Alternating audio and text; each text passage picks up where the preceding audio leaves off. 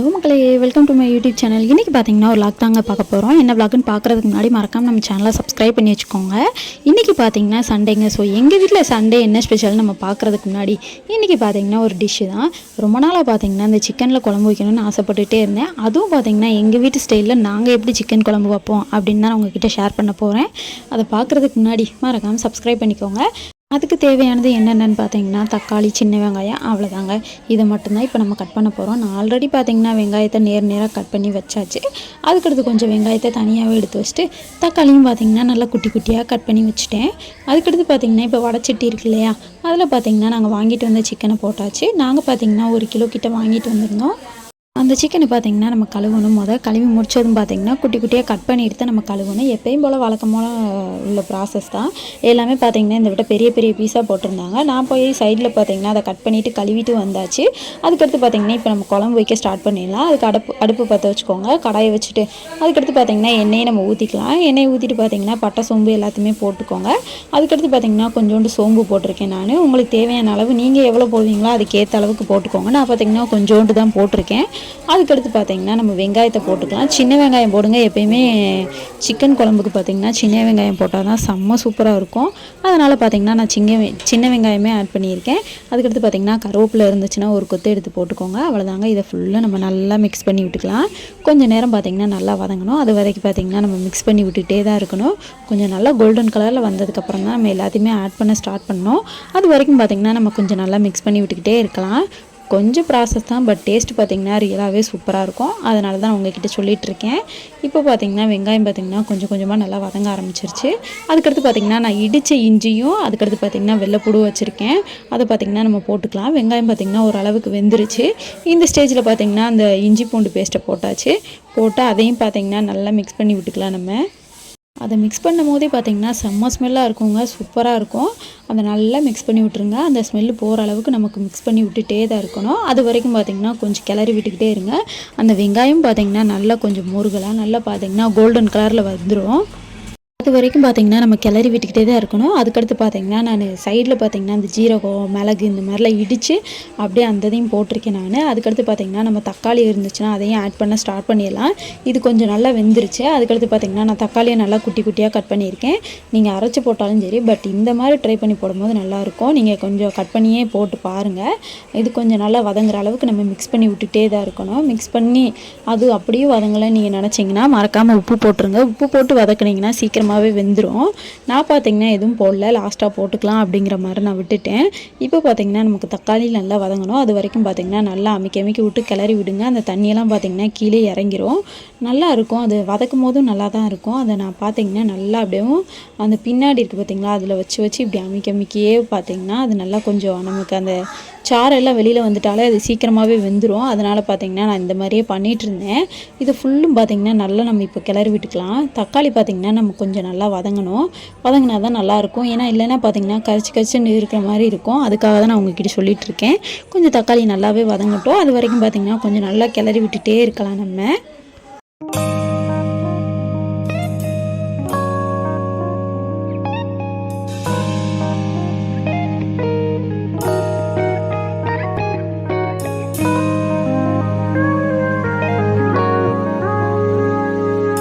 அதுக்கடுத்து பார்த்திங்கன்னா தக்காளி எனக்கு நல்லாவே வெந்துருச்சு. நம்ம வச்சுருக்க சிக்கனை எடுத்து அதில் போட்டுக்கலாம். நான் பார்த்திங்கன்னா கொஞ்சம் கொஞ்சமாக தனித்தனியாக பிரித்து வச்சுருக்கேன். இந்த குழம்புக்கு தேவையான அளவு சிக்கனை மட்டும் நான் எடுத்திருக்கேன். எடுத்து பார்த்திங்கன்னா அந்த வடைச்சட்டிலையும் போட்டாச்சு. நீங்கள் இப்படியே போட்டுருங்க. போட்டு அதை நல்லா கிளறி விட்டுக்கோங்க. அந்த சிக்கனில் பார்த்திங்கன்னா அந்த நம்ம தக்காளி இந்த இதெல்லாம் இருக்குது பார்த்திங்களா, அதெல்லாம் ஒட்டுற அளவுக்கு நல்லா சுற்றி பார்த்திங்கன்னா கிளறி விட்டுக்கோங்க. நீங்கள் அந்த இது ஃபுல்லாக ஒட்டுற வரைக்கும் நம்ம கிளறி விட்டுக்கிட்டே தான் இருக்கணும். கொஞ்சம் நல்லா இருக்கணும். அதனால தான் சீக்கிரமாக வேகிறதுக்கும் சரி, அந்த மசாலா எல்லாமே உள்ளே இறங்குறதுக்கும் சரி எல்லாத்துக்கும் தான். அதனால் இந்த மாதிரி பண்ணி விட்டுக்கோங்க. இதை ஃபுல்லும் நல்லா கிளறி விட்டதுக்கப்புறம் நீங்கள் மசாலாவை ஆட் பண்ண ஸ்டார்ட் பண்ணிடலாம். இது கொஞ்சம் நேரம் கொதிக்கட்டும். கொதிச்சு முடிச்சதுன்னு பார்த்தீங்கன்னா நான் வீட்டு மசாலா அரைச்சி வச்சுருக்கேன். அதில் பார்த்தீங்கன்னா ஒரு 4 ஸ்பூன் கிட்ட நாங்கள் போட்டிருக்கோம். அதையும் பார்த்தீங்கன்னா நல்லா போட்டு முடிச்சதுக்கப்புறம் உங்கள் வீட்டில் சிக்கன் குழம்பு பொடி இருந்துச்சுன்னா அதையும் பார்த்தீங்கன்னா ஒரு 2 ஸ்பூன் கிட்ட போட்டுக்கோங்க. நான் பார்த்தீங்கன்னா சிக்கன் குழம்பு பொடியை ஆட் பண்ணியிருக்கேன். இதையும் நல்லா ஆட் பண்ணிக்கோங்க. அதுக்கடுத்து பார்த்தீங்கன்னா உங்களுக்கு தேவையான அளவு உப்பு ஆட் பண்ணிடலாம். நான் பார்த்தீங்கன்னா எடுத்த சிக்கனுக்கு பார்த்தீங்கன்னா ஒரு ஸ்பூன் கிட்ட உப்பு போட்டிருக்கேன் நான். உங்களுக்கு தேவையான அளவு எவ்வளவோ அந்த அளவுக்கு ஏற்ற மாதிரி நீங்களும் போட்டுக்கோங்க. இப்போ இது எல்லாம் போட்டதுக்கப்புறம் நம்ம மிக்ஸ் பண்ண ஸ்டார்ட் பண்ணிடலாம். நீங்கள் மிக்ஸ் பண்ணும்போது பார்த்தீங்கன்னா கொஞ்சம் கட்டியாக இருக்கிற மாதிரி தான் இருக்கும். அதுக்கடுத்து பார்த்தீங்கன்னா தண்ணி ஊற்றிட்டிங்கன்னா உங்களுக்கு சரியாக போயிடும். அது வரைக்கும் பார்த்தீங்கன்னா கொஞ்சம் நல்லாயிருக்கும். கொஞ்சம் கிண்டுறதுக்கு பார்த்தீங்கன்னா கொஞ்சம் கஷ்டமாக இருக்கிற மாதிரி இருக்கும். பட் நல்லா இருக்குங்க, உண்மையாகவே சூப்பராக இருக்கும். ட்ரை பண்ணி பாருங்கள் ஒரு தடவையாவது. ஓகேவா? இப்போ நம்ம நல்லா கிளறி விட்டுக்கலாம். இது பார்த்திங்கன்னா நல்லா கொஞ்சம் கட்டியாயிருச்சு. நமக்கு அந்த கூட்டு இருக்குது பார்த்திங்களா, அந்த மாதிரி இருக்கும் பார்க்குறதுக்கு. அது வரைக்கும் பார்த்திங்கன்னா கொஞ்சம் நல்லா கிளறி விட்டு லைட்டாக தண்ணி ஊற்றிட்டு மறுபடியும் அதை கிளறுங்க. கிளறும் போது பார்த்திங்கன்னா ஒரு பேஸ்ட் மாதிரி இருக்கும், நல்லாவே இருக்கும். அதை பார்க்குறதுக்கும் நல்லாயிருக்கும். அதுக்கடுத்து பார்த்திங்கன்னா கொஞ்சம் நல்லா கிளறி முடித்ததும் அந்த மசாலா எல்லாம் பார்த்திங்கன்னா அந்த சிக்கனில் ஒட்டணும். அந்த சிக்கனில் ஒட்டி முடித்ததும் பார்த்திங்கன்னா நம்ம தண்ணி ஊற்ற ஸ்டார்ட் பண்ணிடலாம். நீங்கள் பார்த்திங்கன்னா தண்ணியாக வைப்பீங்கன்னா கொஞ்சம் தண்ணியாக வைங்க. நாங்கள் தோசைக்கு அப்படிங்கிறதுனால கொஞ்சம் தண்ணி எக்ஸ்ட்ராவே நாங்கள் ஊற்றிருக்கோம், சாதத்துக்கு கிடையாது. அதனால் பார்த்திங்கன்னா எல்லாமே வெந்து முடிச்சாச்சு. இப்போ நாங்கள் தண்ணியாக ஊற்றுறதுக்கு ஸ்டார்ட் பண்ண போகிறோம். நீங்களும் கண்டிப்பாக ட்ரை பண்ணி பாருங்கள். ஏன்னா நீங்கள் தண்ணியாக வைக்கணும் அப்படின்னு நீங்கள் நினச்சிங்கன்னா தண்ணியாக வச்சுக்கோங்க. இல்லை நம்ம சாதத்துக்கு ஊற்றி கொலன்னு சாப்பிட்ணும் அப்படின்னு நினச்சிங்கன்னா தண்ணியை பார்த்திங்கன்னா கொஞ்சம் கம்மியாகவே ஊற்றிக்கோங்க. நாங்கள் பார்த்திங்கன்னா கொஞ்சம் தண்ணி நிறையாவே தான் ஊற்றிருக்கோம். ஏன்னா தண்ணி நிறையா ஊற்றினோம்னா நம்ம தோசைக்கு சாப்பிடும் போது நல்லாவே இருக்கும். குழம்பும் பார்த்திங்கன்னா கொஞ்சம் நிறையாவே கிடைக்கும். அதனால தான் நான் தண்ணி பார்த்திங்கன்னா கொஞ்சம் நிறையா ஊற்றிருக்கேன். இப்போ தண்ணி பார்த்திங்கன்னா ஊற்றியாச்சா, சிக்கனும் பார்த்திங்கன்னா நல்லா உள்ளேயும் போட்டாச்சு. அவ்வளோதாங்க. இதை பார்த்திங்கன்னா கொஞ்சம் லைட்டாக ஹை ஃப்ளேமில் வச்சு அதை அப்படியே மூடி விட்டு கொதிக்க விட்டிங்கன்னா சூப்பராக ரெடி ஆயிரும். அதுக்கடுத்து பார்த்திங்கன்னா நம்ம இதுக்கு தேவையானது என்னென்னு சைடு பார்த்துடலாம். ஃபஸ்ட்டு பார்த்திங்கன்னா இது நம்ம நல்லா மூடி வச்சுட்டு இந்த சைடு வந்துடலாம் நம்ம. அதுக்கடுத்து நான் பார்த்திங்கன்னா தேங்காய் சில் இருக்குது பார்த்திங்களா, அதை மிக்சியில் போட்டாச்சு. அதை பார்த்திங்கன்னா நல்லா மையாக அரைச்சிக்கோங்க. நம்ம மிக்சியில் போட்டு அரைக்கணும். ஏன்னா இந்த இதை பார்த்திங்கன்னா குழம்புல ஊற்றுனீங்கன்னா குழம்பு டேஸ்ட்டாக இருக்கும். அதனால தான் சொல்கிறேன் நான். தேங்காய்ச்சில் பார்த்திங்கன்னா நல்லா ஒரு 3 தடவைக்கு பார்த்திங்கன்னா தண்ணி ஊற்றி கொஞ்சம் நல்லா மையாக அரைச்சிக்கோங்க. எனக்கு தேங்காய் பார்த்திங்கன்னா கொஞ்சம் நல்லாவே அரைஞ்சிருச்சு. இந்த ஸ்டேஜில் பார்த்திங்கன்னா கொஞ்சோண்டு வெங்காயம் இருக்குது பார்த்திங்களா, சின்ன வெங்காயம், அது இருந்துச்சுன்னா அந்த இது கூடயே போட்டு மறுபடியும் அதையும் அரைக்க ஸ்டார்ட் பண்ணிடுங்க. ஏன்னா டேஸ்ட்டு பார்த்திங்கன்னா அல்டிமேட்டாக இருக்குங்க. வெங்காயம் நம்ம சின்ன வெங்காயம் போடும் போதே சூப்பராக இருக்கும். அதுவும் இல்லாமல் தேங்காய் அரைச்சி ஊற்றும் போது அதை ஒரு டேஸ்ட்டாக இருக்கும். அதனால தான் நம்ம இது எல்லாத்தையும் போட்டு நல்லா மையாக அரைச்சிக்கலாம். இதை அரைச்சி முடிச்சதும் பார்த்திங்கன்னா சைடில் பார்த்திங்கன்னா நமக்கு குழம்பும் பார்த்திங்கன்னா நல்லாவே கொதிச்சிருச்சு. நான் ஓப்பன் பண்ணி காட்டுறேன் பாருங்கள். நல்லா பார்த்திங்கன்னா இந்த அளவுக்கு கொதிச்சிருச்சு. நமக்கு சிக்கனும் பார்த்திங்கன்னா நல்லாவே வெந்துருச்சு. இப்போ பார்த்திங்கன்னா நம்ம வச்சுருக்க அந்த தேங்காய் சில் இருக்குது பார்த்திங்களா, அந்த அரைச்சதை அதை பார்த்திங்கன்னா அப்படியே உள்ளே விட்டுக்கலாம். நீங்கள் கழுவி ஒரு 3 தடவை பார்த்திங்கன்னா எப்பயும் போல் நம்ம வீட்டில் பண்ணுவோம் பார்த்திங்களா, அதே மாதிரி தான். நம்ம கொஞ்சம் நல்லா தண்ணியை விட்டு நல்லா கழுவி நம்ம அந்த இதில் பார்த்திங்கன்னா ஊற்றிட்டோம்னா கொஞ்சம் நல்லாயிருக்கும். இப்போயே பாருங்கள் அந்த தேங்காய் சில் ஊற்றவுமே கொஞ்சம் குழம்பு பார்த்திங்கன்னா கட்டியான மாதிரி இருக்கும். கொஞ்சம் தண்ணியாக இருந்துச்சுன்னா நல்லாயிருக்கும். ஏன்னா நமக்கு எப்பயுமே பார்த்திங்கன்னா சாதத்துக்கு சாப்பிடும் போது அது ஒரு டேஸ்ட்டாக இருக்கும். பட் குழம்பு பார்த்திங்கன்னா தோசைக்கு தானேங்க, என்னால் நல்லா தான் இருக்கும். ட்ரை பண்ணி பாருங்கள். இப்போ எல்லாத்தையும் நம்ம நல்லா மிக்ஸ் பண்ணி விட்டுக்கலாம். மிக்ஸ் பண்ணிவிட்டு இதையும் பார்த்திங்கன்னா ஒரு கொஞ்சம் நேரம் பார்த்திங்கன்னா கொதிக்க விடணும். ஏன்னா அந்த தேங்காய் சில்லோட சாறு எல்லாமே பார்த்திங்கன்னா அதில் இறங்கணும். அதுக்காக பார்த்திங்கன்னா கொஞ்சம் நேரம் நல்லா நம்ம கொதிக்க விடணும்.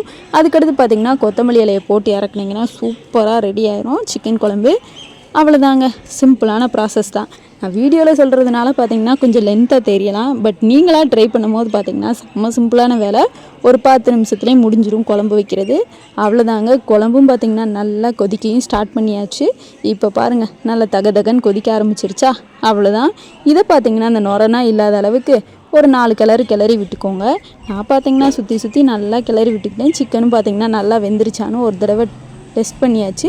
அதுக்கடுத்து பார்த்திங்கன்னா லாஸ்ட் எப்பயும் போல் நம்ம வீட்டில் பார்ப்போம் பார்த்திங்களா, உப்பு எல்லாமே கரெக்டாக இருக்கா அப்படின்ட்டு. அது மாதிரியும் நம்ம பார்த்தாச்சு. எல்லாமே பார்த்து முடிச்சதுக்கப்புறம் அடுத்து என்னங்க, அவ்வளோதான். குழம்பு சூப்பராக ரெடி ஆயிடுச்சு. இந்த ஸ்டேஜில் பார்த்திங்கன்னா கொத்தமல்லி இலை, அதுக்கடுத்து பார்த்திங்கன்னா பெப்பர் பொடி இருந்துச்சுன்னா அதையும் கொஞ்சோண்டு தூவி விட்டுக்கோங்க. சீரியஸாக சூப்பராக இருக்கும். இப்போ பார்த்திங்கன்னா நல்லாவே கொதிச்சிருச்சா. நான் பார்த்திங்கன்னா மிளகு கொஞ்சம் இடித்து வச்சுருக்கேன். அதை அப்படியே நம்ம நல்லா தூவி விட்டுக்கலாம். தூவி விட்டதும் பார்த்திங்கன்னா அது சூப்பராகிடுச்சு. அவ்வளோதாங்க. கொஞ்சோண்டு பார்த்திங்கன்னா கொத்தமல்லி இலையும் எடுத்துக்கோங்க. அதையும் பார்த்திங்கன்னா பரப்பரன்னு தூவி விட்டுருங்க. அவ்வளோதான். அடுப்பை ஆஃப் பண்ணிடலாம். சூப்பரான சிக்கன் குழம்பு ரெடி ஆயிடுச்சு. கண்டிப்பாக வீட்டில் ஒரு தடவையாவது ட்ரை பண்ணி சாப்பிட்டு பாருங்கள். நாங்கள் பார்த்திங்கன்னா சிக்கன் குழம்பு ரெடி ஆயிடுச்சு. அடுத்து என்னங்க தோசைக்கு ஊற்றி சாப்பிட்லாம். சும்மா 4 தோசைனாலும் சும்மா நறுக்குன்னு போகுங்க. சாப்பிட முடியாதவங்க கூட சூப்பராக சாப்பிட்லாம், அந்தளவுக்கு டேஸ்ட்டாக இருக்கும். நான் தோசைக்கு வச்சு அல்டிமேட்டாக சாப்பிட்டேங்க. எனக்கு ரொம்ப ரொம்ப பிடிச்சிருந்துச்சு. அதனால தான் நான் உங்ககிட்டயே ஷேர் பண்ணிகிட்ருக்கேன். சூப்பராக சாப்பிட்டாச்சு. அப்புறம் என்னங்க, நீங்களும் வீட்டில் ஒரு தடவையாவது ட்ரை பண்ணி சாப்பிட்டு பாருங்கள். அவ்வளோதாங்க. இந்த வீடியோ பார்த்திங்கன்னா எண்டுக்கு வேறு ஸ்டார்ட் ஆகிடுச்சு. நீங்களும் வீட்டில் ஒரு தடவை ட்ரை பண்ணிவிட்டு இந்த வீடியோ எப்படி இருந்துச்சு அப்படின்னு மறக்காமல் கமெண்ட்டில் சொல்லிடுங்க. அவ்வளோதாங்க. இந்த வீடியோ யூஸ்ஃபுல்லாக இருந்தால் மறக்காமல் நம்ம சேனலை சப்ஸ்கிரைப் பண்ணிவிட்டு லைக் அண்ட் ஷேர் கமெண்ட் பண்ணிக்கோங்க. டாட்டா. நான் இன்னொரு வீடியோவில் பார்க்குறேன். டாட்டா பாய்.